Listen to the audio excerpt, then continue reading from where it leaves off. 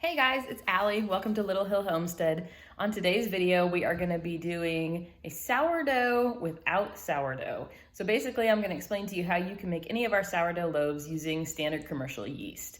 Today's loaf is going to be a cheddar jalapeno, and this is what the final result was. Look at the beauty crust, and we're going to have this for dinner tonight, and we are super excited. It is delicious. Stay tuned if you want to see the recipe. As always, maybe I'm biased, but this one is a really good one. Stay tuned. Hey guys, it's Allie from Little Hill Homestead. Today I wanted to make a sourdough bread, but without sourdough starter, essentially. So any of our breads that I have on here that require sourdough starter that's active, you can just use regular yeast. And I forgot to mention that in all of those videos, so we're gonna start now. Anytime that calls for sourdough starter, all you gotta do is take 2 tablespoons of warm water, add 2 1/4 teaspoons of yeast, and a couple pinches of sugar. Then you kind of just stir it up, and it gets this foamy thing on top like yeast does, and then you just use that in place of the starter.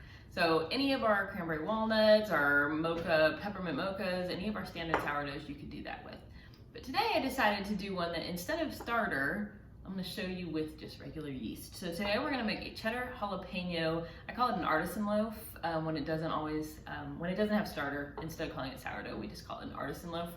So that's what we are going to make today. We, for dinner tonight, are having a new recipe for us, and so I thought this would go really well with it. So here you go. But this one too, you can bulk ferment in the refrigerator like you would with sourdough, but you don't have to, which is the nice part about using commercial yeast versus wild yeast. So I have 2 bowls here. The first one we're gonna put our dry ingredients into it. So we're gonna start with bread flour. This is 3 1/2 cups of, hopefully I have 3 1/2 in here. I use a lot of flour, you guys. 1, 2, and I've told you guys this before, I keep these cute little Pyrex things in here to scoop it, but sometimes they get in the way. Alright, my measuring cups have the marks on the inside of them for half cups and things like that. So if you think I'm like, what is she staring at? Oh, there's a lid. Alright, so 3 1/2 cups of flour. To that, we are going to add 2 1/2 cups of cheddar cheese. I have 1 cup, no, this is 2 cups of cheddar cheese. You're going to reserve half of it for later. I have 1 cup of mild cheddar and 1 cup of sharp, just because that's what I had. And then we were trying to use up some last jalapenos that we got before the frost are starting to get at the end of their life. So I have our jalapenos don't get as big as they do in the grocery store. So this is 2 small jalapenos or 1 like that you would get at the grocery store cut up. If you don't want the heat, remove the membranes and the seeds from the middle. We like heat in our lives, so we're gonna go ahead and leave those in. So that's 2, and then I have a little pile of rings over here. We're gonna put those on top later, so I'm gonna reserve those. Then we're gonna add 1 tablespoon. This is just some Himalayan salt. You can use any salt, really, that you want. And then I'm gonna use my hand because the hands are the best tools in the kitchen. So this is kind of coating the cheese and the jalapeno so that when you make the bread, it doesn't sink all to the bottom. This is gonna help it stay afloat all through your bread. So you're gonna have it on all the layers. If you don't do this, you can do this with chocolate chips and cookies and breads and stuff too, or muffins. If you do blueberry muffins, you can coat the muffins with, coat the blueberries with a little bit of flour. They won't all sink to the bottom of your blueberry muffins. So this is just another trick for that. So just until it's all incorporated, we're gonna set that to the side. In our bowl, let me rinse my hand off now that I'm all floured. Okay, into our bowl, we are gonna do 2 cups of warm water. And then I have 2 1/4 teaspoons of yeast. I put it in this little container because I actually had to break into my stuff in the freezer today, and so that it got to room temperature a little faster than being in a big container. I have in a little one, just to kind of warm it up. All right, we're gonna kind of mix that together just a little bit. Oh, note to self, do not use enamel bowls. You can hear every clink.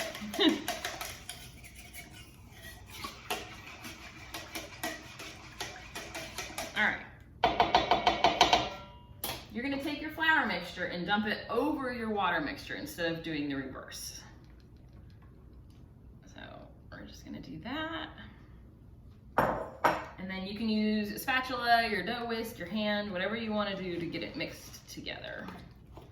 You could probably, well, I wouldn't make this in your bread maker because the cheese would melt on the, during the rise when it heats up. You could probably do it, but I don't know, we'll have to try that sometime, I guess.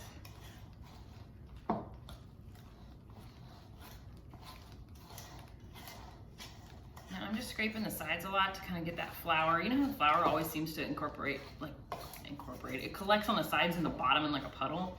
So I just go around the sides a lot to get that all. It mixes really easily, but it's kind of just a messy dough at this point, which is what we're looking for. Our jalapenos are all in there and our cheese is gonna be awesome once it all melts. So all I'm gonna do at this point is I'm gonna cover this with a kitchen towel. I'm gonna leave it for, how long did I say? Oh, I missed a part. We stirred it. But what we're gonna do now is do kind of a stretch and fold. You're gonna fold it on itself just to kind of start to form a ball. Like I said, this is gonna be really wet, so it's not exactly gonna do the best. Stretch and fold, all I do is kind of scoop underneath and fold it on itself. Quarter turn, we're gonna do this 2 times around the bowl. I probably did 7 times around the bowl, but that's okay. Now we're gonna cover it with a tea towel. A tea towel? That would be way too small. Kitchen towel. We're gonna cover it with a kitchen towel, a piece of saran wrap. We're gonna let it rest for 30 minutes. And we're gonna come back and do another set of stretch and folds. So we'll end up doing 2 sets of stretch and folds. We'll let it rest for 1 hour after that. And then we'll kind of go from there. So I'll bring you back in just a few minutes and we'll keep moving on. Thanks. Hey guys, I did 2 sets of stretch and folds at 30 minutes between each one. All that means is that that little folding over the dough thing, I did that 1 time. I put it in my microwave with the light on as a proofing box for 30 minutes. I took it out, I did it 1 more time, same thing, put it back in the microwave for 30 minutes. No, I didn't. The second time, I did it for 1 hour. So I just had a towel over it and it's been in the bowl for 1 hour since I did the second stretch and fold. So there, it's nice and puffy. We're gonna do 1 more stretch and fold. So this is our 3rd one, 30 minutes the first time, 1 hour the second one, this one will be another 30. And after that, we'll shape it. I'm gonna use just a spatula to do it this time. You can see the bubbles are starting to form. And so I'm gonna kind of, at this point, it's gonna deflate it when you do this. And I'm gonna go around the bowl and fold it on itself.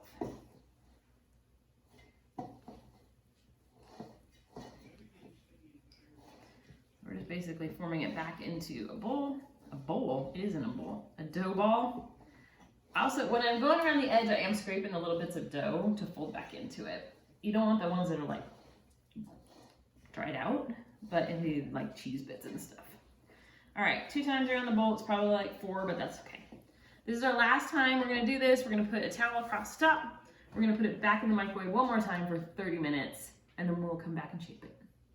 All right, we're back. It's been 30 minutes. Our dough is kind of, I can't see what you guys see. I'm trying a different camera angle, and I can't see myself to see what I'm seeing. Anyways. Okay, I'm just gonna dust this counter with a little bit of all-purpose flour. I keep it like in a little shaker because it's just super easy. I'm gonna take my dough and we're gonna put it onto the counter. Oh, it's sticking just a little bit, but that's okay. All right, pop that in the sink. So from here, we are gonna shape our dough into a ball like you would any other normal sourdough. I just put a little bit of flour on it as well as my hands so they don't stick. What I'm gonna do is stretch this into a rectangle shape. You kind of just wiggle it a little bit and it'll loosen up and gently pull out. All right.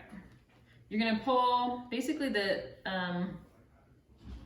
is the going a long way. You're gonna pull the sides in on itself, halfway. Pull this one halfway up on itself.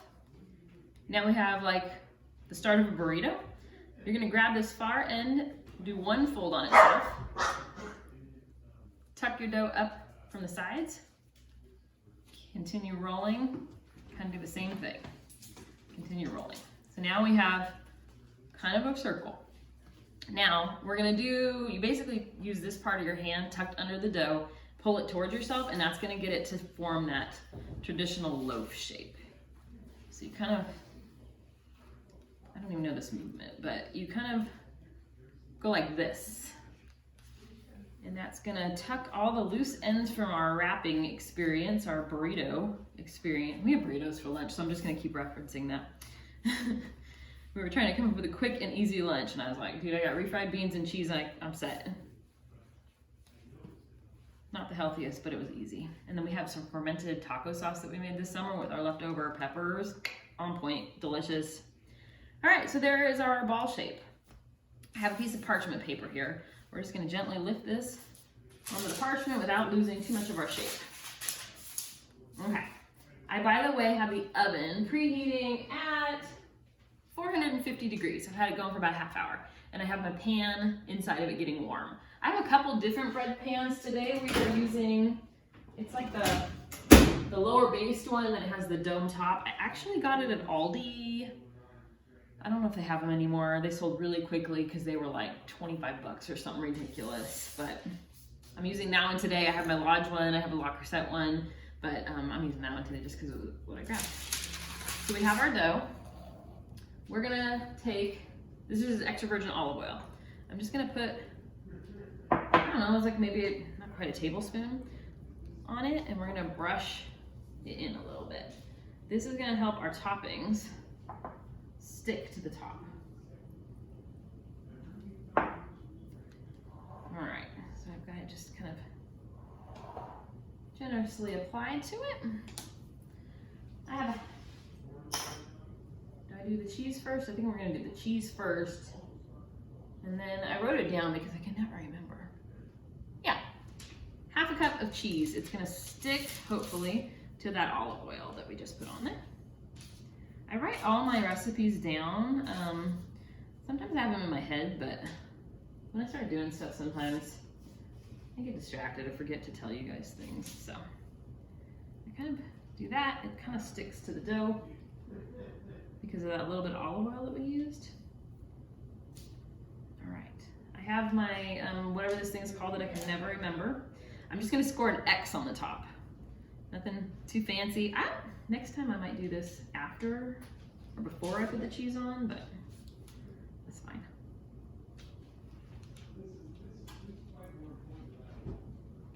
All right, this dough is definitely different texture than sourdough for scoring. That's why I'm not doing a super pretty design. I'm just putting an X on it. And then I have the rest of our jalapeno. I'm gonna kind of just sprinkle that on top. And then once we get it all on top, I'm gonna just kind of push it into the dough just a little bit so they don't fall off when it's baking. Okay. Just like a normal sourdough, our artisan bread is gonna go into our cast iron or our pot that we have heating up. We're gonna put the lid on it. We're gonna cook it for 30 minutes. Then at the 30-minute mark, you remove the lid and you do another 20 minutes. I know I tell you guys this every time. Our oven is 80 years old. So I have to put a cookie sheet.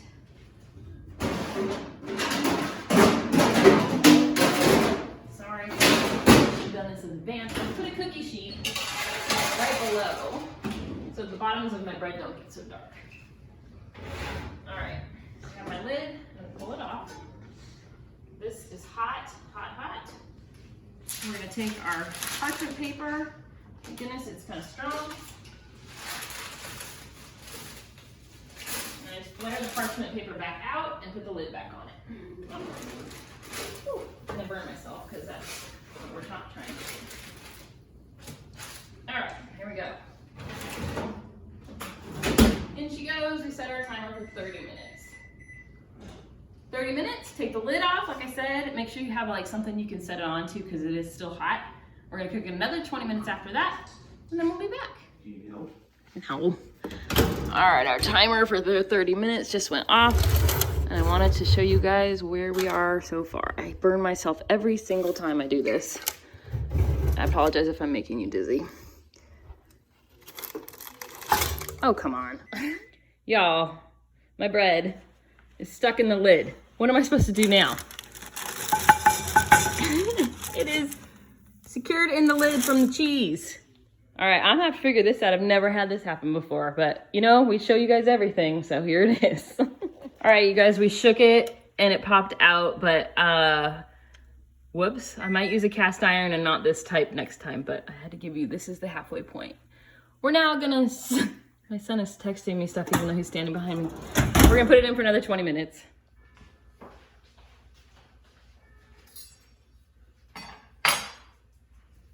Hey guys, we are back with our final bread. I wanted to tell you I had a little bit of an issue, as you saw. The bread maker that I have, bread baker, is like a low one like this, and it has the dome top. Well, my bread got too wide around and went too high before I took the lid off, and so it actually stuck to it quite badly. It still turned out really pretty, but next time I would definitely use, I traditionally use like a La Crusette or a lodge pan that's a little bit higher walled and it has just a standard lid. I would do that next time. I was giving this one a try just to see kind of what it did. Our bread, the jalapenos got a little charry just from sticking to the lid, but there's our bread. The bottom is beautiful. It's got a crispy like layer. Oh, I hope you can see that. Now, I will say, almost every single time I make a sourdough bread, I go against every rule that I've ever been taught. Do not slice bread right away. You're supposed to let, like sandwich breads and sourdough breads, you're supposed to let them get totally cool before you cut them. If you cut them early, they deflate. So, I'm gonna give you an example. I made a sourdough bread. This is from a couple days ago, and I cut it right away, which you're not supposed to do. And do you see how deflated it got? There's literally no bubbles left. And so if I'm doing home baking and not filming for you guys, definitely let it cool down completely. Most of the time with my breads, I let them go overnight unless we're gonna be eating them right away. So this one is a little bit different because I've already let it cool. It's been an hour and a half since we took it out of the oven. It's still warm to the touch, but we are eating it for dinner tonight, like I said. So what I'm gonna do is give it a cut. Let you guys see, oh my word, the inside is completely cheesy. Look at those beautiful jalapenos.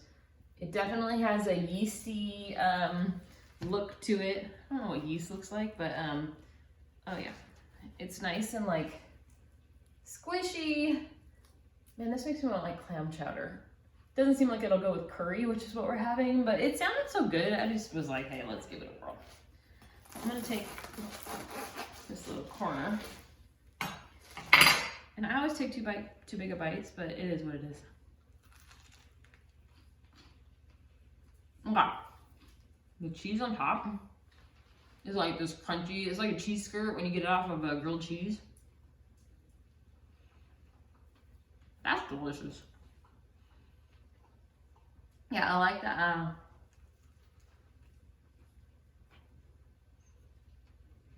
The jalapenos are not too spicy. I was afraid they would be because, sorry. When we planted our garden this year, I'm gonna finish my bite. I'm not totally rude.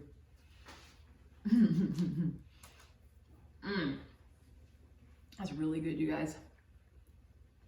So when we planted our garden this year, somebody decided that she needed, I think we did 30 jalapeno plants this year, but I wanted to do a lot of candied jalapenos and some jalapeno rings for like Mexican jalapeno rings to have over the year. The way we grow our garden is we do usually enough that I can can for 2 years so that we can kind of do crop rotations. So then this year we won't plant as many jalapenos, or this in 2024, we won't plant as many jalapenos. We'll concentrate more on something else. When I planted my jalapenos, my oldest son asked for me to do really hot peppers. So we planted our jalapenos next to white ghost peppers, primatali, and then these little orangey yellow ones that are called like pumpkin peppers. Primatali is the hottest pepper in the world. I don't even know if we honestly got brave enough to try it because like just cutting it, you could tell that it was just molten lava hot. But our jalapenos being really close to our ghost peppers caused those to be extremely hot all season. Standard jalapenos, they kind of get cooler. We call them the bell pepper of jalapenos. If we get a lot of rain or like later in the season, the ones earlier in the season, especially like the little tiny brown cracks on them, like dried looking, those ones are the best because they're hot. Well, this year, all of our peppers were just, some of them were like overwhelmingly hot, but we're down for it. Anyways, this was the last of our jalapenos, and so I was a little worried that they were going to be over the hot because they were so spicy during the year. They are not. So my youngest son doesn't like spice. I think he'll still enjoy this. But man, this would be, you could slice this up, do a grilled cheese with it, and have like a cheesy. We like cheese. Anyways, I'm not complaining. That is a beautiful loaf, despite the hiccup that we had. I'm gonna put the recipe down below. You can use pickled jalapenos, by the way, if you do not have fresh, and it will be a little more moist, but they'll taste very similar. So anyways, again, as always, thank you so much for washing. I'm getting to it. I'm gonna wash my clothes. No, thank you so much for watching. We appreciate your support as always. If you have any questions or comments that you want to post below, we'd love to hear from you guys. And please subscribe so you know what we're gonna be up to, because like I always say, you just never know what you're gonna get at Little Hill Homestead. Thank you so much.